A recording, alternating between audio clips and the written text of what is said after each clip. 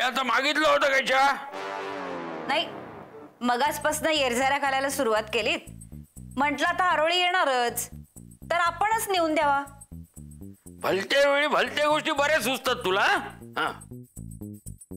म्हणजे तुम्हाला चहा नकोय? ठीक आहे. आणलंच तर ते.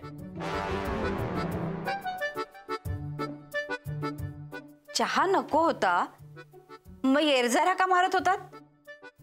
आपलं हे असंच ते काय करू ते सुचत नव्हतं.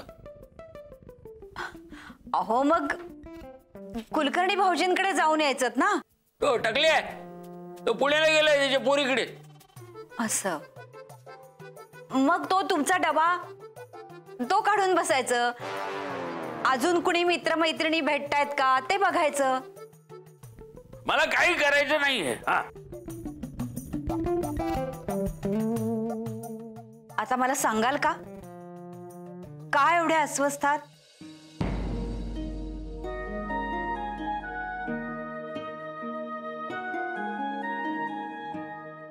गोड कारलं खाल्लंयस का कधी? काय कारलं कधी गोड असतं?